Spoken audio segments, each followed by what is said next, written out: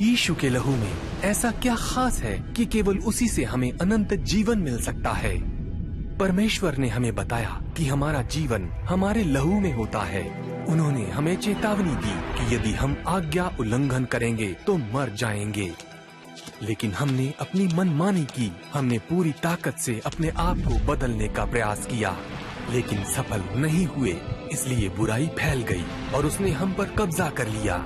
उपद्रव ने और अधिक उपद्रव को बढ़ाया। बुराई से बुराई में बढ़ोतरी होती रही। जब परमेश्वर ने हमें देखा, तब अन्याय और उपद्रव को देखकर उन्हें गुस्सा आया और उनका हृदय टूट गया।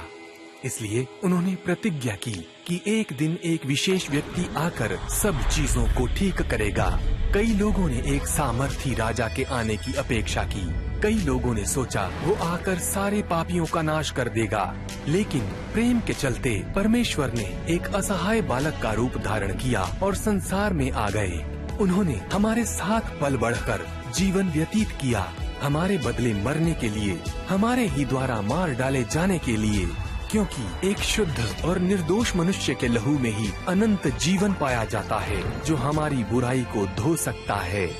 जब हम अपना जीवन देकर उस पर भरोसा करते हैं, जैसे उन्होंने हमारे साथ किया, तो उनके लहू में मौजूद जीवन हमारे जीवन की जगह लेकर हमारी बुराइयों से हमें आजाद कर देता है।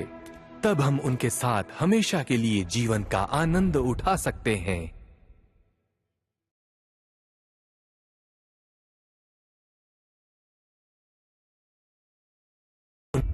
क्या कभी आपने विचार किया है कि यीशु का हमारे लिए मरने के बाद फिर से जी उठना क्यों महत्वपूर्ण है? एक क्षण के लिए सोचकर देखें कि एक मृतक व्यक्ति हमें क्या दे सकता था। क्या वो हमें जीवन दे सकता था? नहीं, वो तो मर चुका है। दोस्ती कैसी रहेगी? शायद नहीं। हमारे जीवन को बदलने की शक्ति देने के बारे में क्या सोचते हैं? देखो, आपने समस्या देख ली।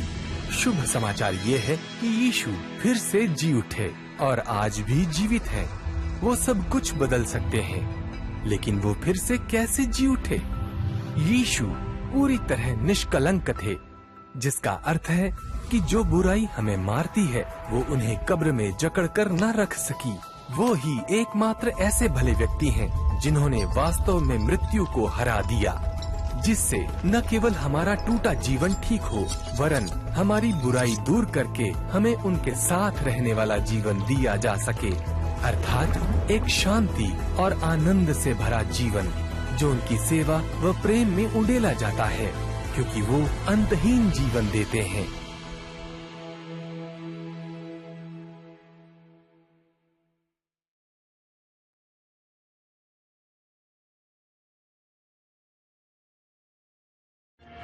परमेश्वर की क्षमा प्राप्त करने का क्या अर्थ है? हालांकि यीशु हमें हमारे पापों से मुक्त करने के लिए मरे, केवल उनके जीवित होने पर विश्वास करने से हम स्वतंत्र नहीं होते।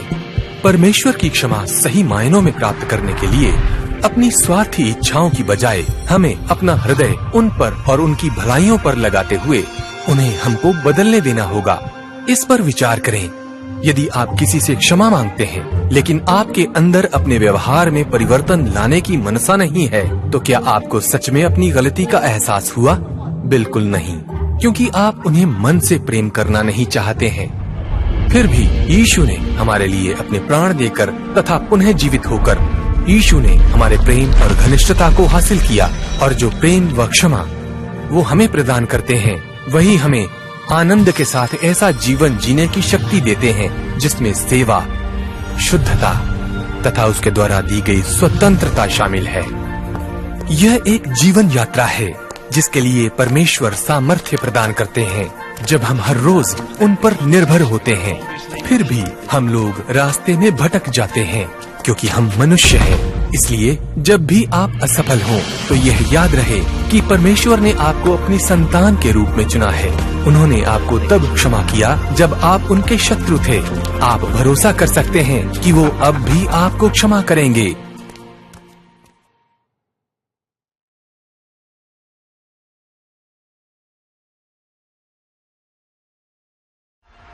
परमेश्वर से क्षमा पाने के बाद यीशु के साथ हमारा रिश्ता कैसे बदल जाता है। हर एक जन निष्कलंक जीवन जीने में असफल रहा है। इसी कारण हमें पता है कि हम हर बात के लिए परमेश्वर पर निर्भर हैं। हमें क्षमा प्रदान करने के साथ एक नया जीवन देने के कारण परमेश्वर हमारे उद्धारकर्ता बन जाते हैं। उस नए जीवन को जीने की शक्ति प्रदान करने के कारण वो हमारे प्रभु भी बन जाते हैं। प्रभु वो हैं जो अपने दासों का मार्गदर्शन करते हैं और वे अनुसरण करते व आज्ञा मानते हैं। वो अपने दासों की सुरक्षा करते और भरपूरी का जीवन जीने व सेवा के लिए सारी आवश्यक वस्तुओं को मुहैया कराते हैं। लेकिन वो केवल हमारे प्रभु ही नहीं हैं, वो हमारे सबसे घनिष्ठ मित्र भी बनना चाहते हैं। यीशु ने अपनी मृत्यु से पहले असल में अपने चेलों को मित्र कहकर पुकारा। जीवित होने पर वो सबसे पहले अपने मित्रों के साथ भोजन करना चाहते थे। उन्होंने उनको अपने हाथों और अपनी पसली के घाव दिखाए। ये दिखाने के लिए वो मरे और फिर जी उठे, क्योंकि वो उनसे प्रेम करते थे और वो सदा के लिए उनके ही साथ रहना चाहते हैं। और हर दिन वो हमारे साथ हैं।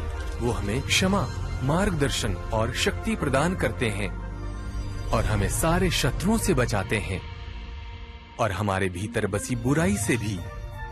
हमारे उद्धारकर्ता, प्रभु और एक मित्र के रूप में।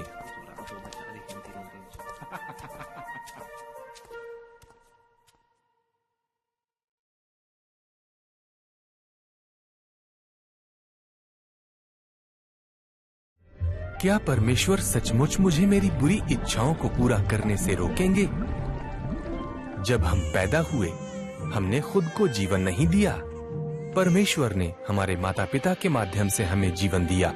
क्योंकि परमेश्वर हमें शून्य से जीवन दे सकता है, वो निश्चित रूप से हमें उसके जैसा बनाने के लिए बदल सकता है। हम सभी ने स्वयं अच्छा बनने का प्रयास किया और असफल रहे, परंतु जब हम यीशु द्वारा हमें दिया गया नया आत्मिक जीवन प्राप्त करते हैं, हम पूरी तरह से उस पर निर्भर होते हैं ताकि वो हमें सुरक्षित रखें, हमें जीना सिखाएं और हमें मजबूत बनने में मदद कर सकें। परमेश्वर ने हमें अपने बच्चों के रूप में अपनाया है और वो वादा करते हैं कि यदि हम कृतज्ञ हृदय से भरोसा करते हैं और उस पर निर्भर रहते हैं, वो हमें दिन ब दिन बदल देंगे। इसलिए जब हम अपने दिलों को यीशु से प्रेम करने पर केंद्रित रखते हैं, जैसे वो हमसे प्रेम करते हैं, वो हमें मजबूत बनाएंगे, हमें आशा देंगे और हमें शुद्ध करेंगे।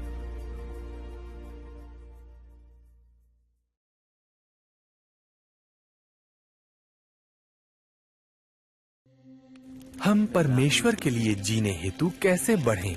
सच्ची पवित्रता का जीवन आनंद पूर्वक जीने के लिए हमें परमेश्वर द्वारा प्रदान किया जाने वाला आत्मिक पोषण लगातार प्राप्त करने की आवश्यकता है। तो ये आत्मिक पोषण क्या है? पहला, जैसे जैसे हम बाइबल पढ़ते हैं, हमारा परमेश्वर के प्रति ज्ञान बढ़ता है और उसकी बुद्धि हमारा आत्मिक भोजन बन जाती है। दूसरा, जब हम प्रार्थना में यीशु से बात करने में समय बिताते हैं, उसकी उपस्थिति हमारा आत्मिक जल बन जाती है, हमारे दिलों को भरने और हमें उसके विश्वास योग्य बच्चों के रूप में जीने के लिए मजबूत करने हेतु।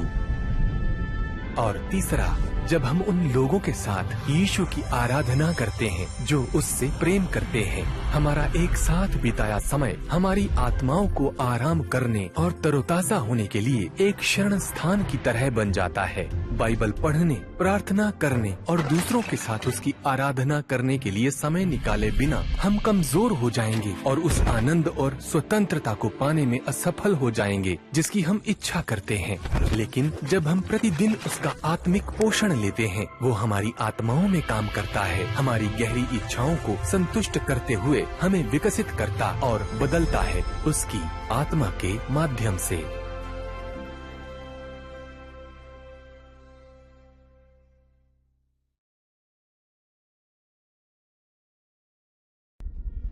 हम ब्रह्मांड के परमेश्वर को कैसे समझना शुरू करें?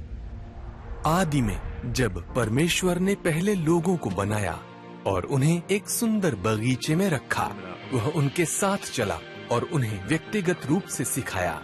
जब तक उनके बुरे फैसलों ने उन्हें उसके प्रेम और उपस्थिति से अलग नहीं कर दिया। फिर भी लोग आशाहीन नहीं थे, क्योंकि पूरे इतिहास में परमेश्वर उन लोगों से बात करता रहा जो उससे प्रेम करते थे और उसकी सेवा करते थे, और कभी कभी उसने उन्हें जो भी सिखाया उसे लिखने और सुरक्षित रखने का आदेश दिया। इन लेखों को बाइबल नामक 66 पुस्तकों के संग्रह में एकत्रित किया गया। बाइबल की किताबें पढ़ने से हम यह समझने लगते हैं कि परमेश्वर कौन है और उसने क्या वादा किया है। साथ ही हम कहां से आए हैं, हम कौन हैं और हमारा उद्देश्य क्या है। क्योंकि केवल बाइबल के आजीवन मार्गदर्शन के माध्यम से ही हम उसे जान सकते हैं और स्वतंत्रता और जीवन पाएंगे जो कभी खत्म नहीं होगा।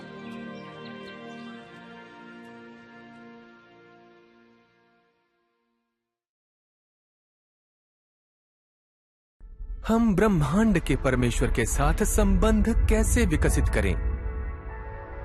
रिश्ते हमारी एक दूसरे से बात करने की क्षमता पर आधारित होते हैं और प्रार्थना परमेश्वर के साथ हृदय से बातचीत करने का हमारा तरीका है। यीशु कहते हैं कि जब हम उनसे खुलकर बात करें और उन्हें अपने हृदय से खोजें, वो हमारे अंदर जो पवित्र आत्मा डालते हैं उसके माध्यम से हमें जवाब देंगे, हमारे हृदय से संवाद करने के लिए। फिर जब हम उनसे प्रार्थना करते हैं, हम महसूस कर सकते हैं कि हमारा हृदय कब उन्हें खुश करता है, या महसूस कर सकते हैं कि हमने उन्हें कब दुख पहुंचाया है, क्योंकि उनकी आशा है कि हम उनके साथ एक वास्तविक घनिष्ठ संबंध का अनुभव करें, ताकि हम उस अच्छाई और स्वतंत्रता में जी सकें जो वो हमें दिन ब दिन प्रदान करते हैं। प्रार्थना के बिना हम उनसे दूर हो जाते हैं। फिर भी जैसे जैसे हम यीशु से बात करके उनके करीब आते जाते हैं, हम उनसे और अधिक प्रेम करने लगते हैं, और जितना अधिक हम उनसे प्रेम करते हैं उतना ही अधिक हम उन सब से प्रेम करने लगते हैं जिनसे वह प्रेम करते हैं, और जो हमारे रिश्ते को नुकसान पहुंचाता है उसे अस्वीकार करते हैं। चर्च क्या है और यह इतना महत्वपूर्ण क्यों है? हालांकि चर्च को लोगों के मिलने का स्थान माना जाता है, परमेश्वर कहते हैं कि चर्च प्रत्येक व्यक्ति है जो यीशु का है। हम स्वतंत्र होने के लिए परमेश्वर द्वारा बचाए नहीं गए हैं, बल्कि उस पर और उससे प्रेम करने वाले अन्य लोगों पर निर्भर होने के लिए। परमेश्वर की लालसा है कि हम एक दूसरे के निष्कलंक सेवक बने, एक विशेष समुदाय जो उसे किसी भी अन्य चीज से अधिक प्रेम करता हो। उनके चर्च होने के कारण हमें उनकी आत्मा द्वारा सिखाया जाता है और शब्द द्वारा, और एक दूसरे को सहायता और प्रेम कैसे करें। और चूंकि हम बाइबल अध्ययन के लिए नियमित एक साथ मिलते हैं और प्रार्थना करने के लिए और परमेश्वर की उपासना करने के लिए, हम एक दूसरे को बढ़ने और फलने फूलने में मदद करते हैं, खुशी के समय में भी और दुख में भी।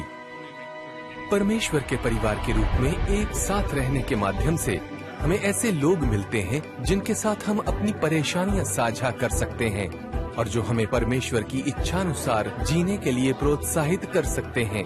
इससे हमें यीशु की अच्छाई, न्याय, क्षमा और प्रेम के बारे में विश्वास पूर्वक दुनिया के साथ साझा करने के लिए आवश्यक समर्थन मिलता है।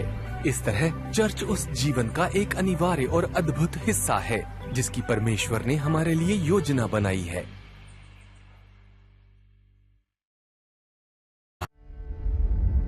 यीशु द्वारा हमारे लिए की गई भलाई को समझने के लिए, जिसे सुसमाचार कहा जाता है, हमें शुरू से प्रारंभ करना होगा। जब एकमात्र सच्चे परमेश्वर ने धरती, तारों और सभी चीजों को बनाया, उन्होंने पहले मनुष्य की रचना की और उन्हें एक सुंदर बगीचे में रख दिया जहां वे साथ रह सकें। वे लोग परमेश्वर के घनिष्ठ मित्र थे और परमेश्वर ने उन्हें बगीचे में सभी फलों को खाने का अधिकार दिया, लेकिन एक पेड़ से खाने को मना किया। परमेश्वर ने उन्हें उस फल को खाने से मना किया, वरना मृत्यु और कष्ट उनके सिद्ध संसार में प्रवेश कर सकते थे, लेकिन वे नहीं माने। उन्होंने उस वृक्ष का फल खा लिया और उनकी अनाज्ञाकारिता के कारण अब लोग परमेश्वर के समीप नहीं रह सकते। अब मृत्यु, कष्ट तथा अलगाव वह कीमत है जो हमें चुकानी है, क्योंकि किसी न किसी तरीके से हमने परमेश्वर की आज्ञा का उल्लंघन किया है। फिर भी परमेश्वर हमें इतना प्रेम करते हैं कि उन्होंने अपने सिद्ध पुत्र यीशु को हमारे अनाज्ञाकारिता के दंड को अपने ऊपर लेने तथा काठ की क्रूस पर अपनी जान देने के द्वारा हमारे बदले कीमत चुकाने के लिए भेजा। हमारी बुराइयों की कीमत चुकाने के लिए यीशु ने हमारी बुराइयों पर विजय प्राप्त की। उसके बाद 3 दिन मृत रहने के पश्चात वो फिर से जी उठे और फिर से जी उठने पर उन्होंने मृत्यु को हमेशा के लिए हरा दिया और हमें अवसर प्रदान किया कि हम आज और सर्वदा परमेश्वर के साथ रह सकें। परमेश्वर के अद्भुत अनुग्रह से यीशु ने यह संभव किया कि हम परमेश्वर के साथ फिर से मित्रता करके अपनी बुरी इच्छाओं से मुक्त जीवन जी सकें। ऐसा करने के लिए बस विश्वास करें कि यीशु हमारे लिए मरे, उसकी क्षमा को ग्रहण करें और यह जान लें कि वो हमें नया जीवन दे रहे हैं। तब वो हमें अपने साथ सदैव शुद्ध और आनंदपूर्ण जीवन जीने की ताकत देंगे। इसे याद रखने के लिए उद्धार की कविता नामक एक छोटे सरल गीत को याद कर लें। अगले वीडियो में हम देखेंगे कि शुभ समाचार क्या है और ये हमारे लिए क्यों मायने रखती है। क्रूस पर यीशु आपने प्राण दिए, फिर जी उठे हमें बचाने को। मेरे पापों को क्षमा करो, आओ मसीह प्रभु मेरे दोस्त बनो।